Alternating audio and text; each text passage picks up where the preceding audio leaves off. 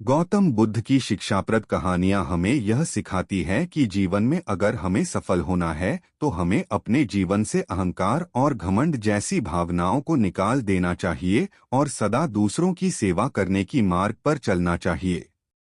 गौतम बुद्ध की सीख हमेशा हमें सही मार्ग दिखती है और इन बातों का पालन कर कर हम अपने जीवन में दुख से मुक्ति पाकर जीवन में खुशी प्राप्त।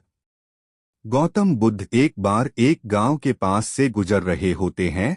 तभी अचानक गौतम बुद्ध को प्यास लगी तो उन्होंने अपने एक शिष्य से कहा कि हम इस पेड़ के नीचे रुकते हैं, तुम जाकर गांव का जो तालाब है वहां से पानी भरकर इस घड़े में लेकर आ जाओ। तो शिष्य जो था गुरुदेव की बात मानते हुए तालाब के पास पानी लाने जाते हैं और जब वह तालाब के पास पहुंचता है तो देखता है कि कुछ किसान जो है अपने जानवरों को साफ कर रहे हैं और कुछ महिलाएं अपने कपड़े धो रही होती है। तभी वह समझ जाता है कि तालाब का पानी गंदा है और शिष्य को समझ में नहीं आया कि इतना गंदा पानी गुरुदेव के लिए लेकर कैसे जाऊं। थोड़ी देर उसने इंतजार किया और वापस वह गौतम बुद्ध के पास चला गया और उसने गौतम बुद्ध से कहा कि माफी चाहूंगा गुरुदेव, मैं पानी लाना चाहता था लेकिन पानी इतना गंदा है कि मैं पानी भरकर ला नहीं पाया।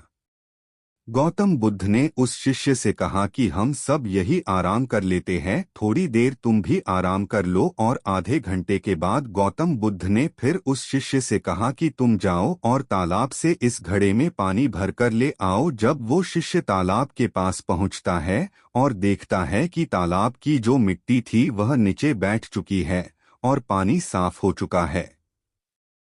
शिष्य ने घड़े में पानी भरकर वापस गौतम बुद्ध के पास आया और बोला, गुरुदेव मुझे समझ नहीं आया कि तालाब का पानी साफ कैसे क्या हो गया। तभी गौतम बुद्ध ने शिष्य से कहा, यह बात मैं तुम्हें समझाना चाहता था कि जिस तरह तालाब का पानी आधे घंटे में साफ हो गया, ठीक ऐसा हमारा दिमाग है।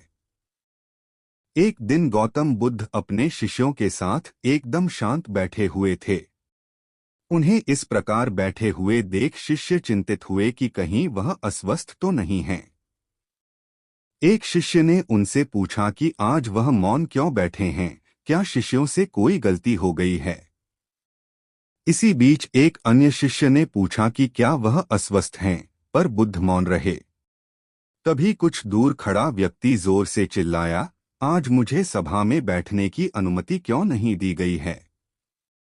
बुद्ध आंखें बंद करके ध्यान मग्न हो गए। वह व्यक्ति फिर से चिल्लाया, मुझे प्रवेश की अनुमति क्यों नहीं मिली। इसी बीच एक उदार शिष्य ने उसका पक्ष लेते हुए कहा कि उसे सभा में आने की अनुमति प्रदान की जाए। बुद्ध ने आंखें खोलीं और बोले, नहीं, वह अछूत है, उसे आज्ञा नहीं दी जा सकती।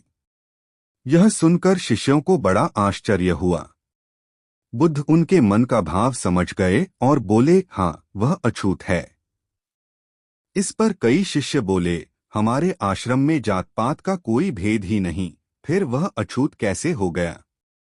तब बुद्ध ने समझाया, आज वह क्रोधित होकर आया है। क्रोध से जीवन की एकाग्रता भंग होती है। क्रोधी व्यक्ति प्राय मानसिक हिंसा कर बैठता है, इसलिए जब तक वह क्रोध में रहता है तब तक अछूत होता है। इसलिए उसे कुछ समय एकांत में खड़े रहना चाहिए। क्रोधित शिष्य भी बुद्ध की बातें सुन रहा था। पश्चाताप की अग्नि में तपकर वह समझ चुका था कि अहिंसा ही मनुष्य का महान कर्तव्य व परम धर्म है। वह बुद्ध के चरणों में गिर पड़ा और कभी क्रोध न करने का प्रण लिया। शिक्षा आशय यह है कि क्रोध के कारण व्यक्ति अनर्थ कर बैठता है और पश्चाताप उसे बाद में होता है, जिसका कोई लाभ नहीं मिलता। इसलिए हमें क्रोध नहीं करना चाहिए। असल मायने में क्रोधित व्यक्ति अछूत हो जाता है और उसे अकेला छोड़ देना चाहिए। क्रोध करने से तन, मन और धन तीनों की हानि होती है। क्रोध से ज्यादा हानिकारक कोई और वस्तु नहीं है। गौतम बुद्ध की शिक्षाप्रद कहानी। जब कोई अपमान करे। गौतम बुद्ध की शिक्षाप्रद कथा। बुद्ध की कहानियां भले ही आज के समय की न हो, लेकिन उनकी कहानियां मानवीय भावनाओं से जुड़ी हुई हैं। इसीलिए वे आज भी हमारा मार्गदर्शन करते हैं। यही कारण है कि बुद्ध की कहानियां अत्यंत लोकप्रिय हैं। इसीलिए आज हम आपके लिए बुद्ध की एक लोकप्रिय कहानी लेकर आए हैं, जिसका शीर्षक है जब कोई अपमान करता है। यह जीवन से जुड़ी कहानी है और इसलिए सभी को पसंद आती है। हमें उम्मीद है कि आपको गौतम बुद्ध की यह कहानी पसंद आएगी। एक बार बुद्ध किसी गांव से गुजर रहे थे। उस गांव के लोग उसे पसंद नहीं करते थे। उन्होंने बुद्ध को घेर लिया और गालियां देने लगे। सबसे ज्यादा गुस्सा गांव के नेता को हुआ। उसने उल्टे बुद्ध को गाली देना शुरू कर दिया। लेकिन बुद्ध इस सब से बेपरवाह होकर मंद मंद मुस्कुराते रहे। सरदार बहुत देर तक बुद्ध को गालियां देता रहा, लेकिन कुछ देर बाद उसका मुंह सूखने लगा, जिससे वह चुप हो गया। यह देखकर बुद्ध ने कहा, यदि तुम्हारी बात पूरी हो जाए तो मुझे आगे बढ़ना चाहिए। मुझे आगे गांव जाना है। वहां लोग मेरा इंतजार कर रहे होंगे।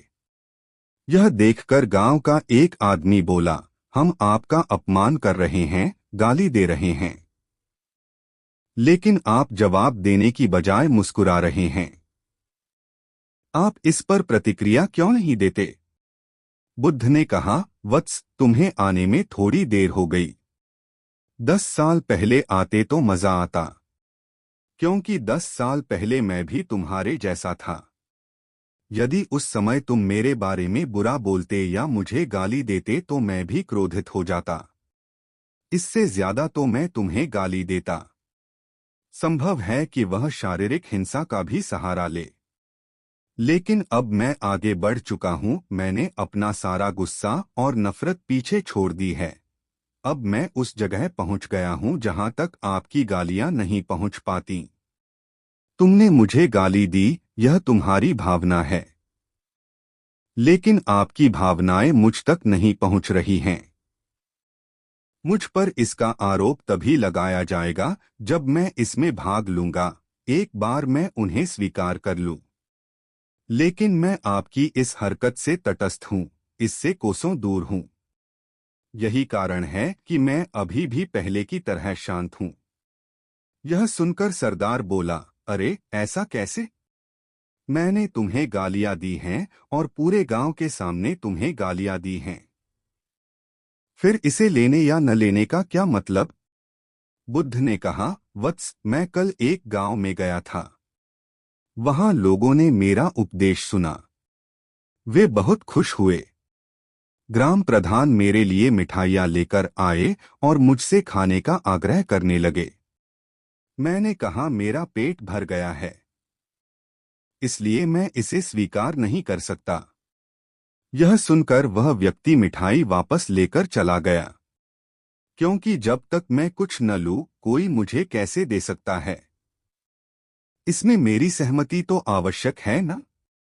हाँ, यही तो है। एक आदमी ने बुद्ध का समर्थन किया।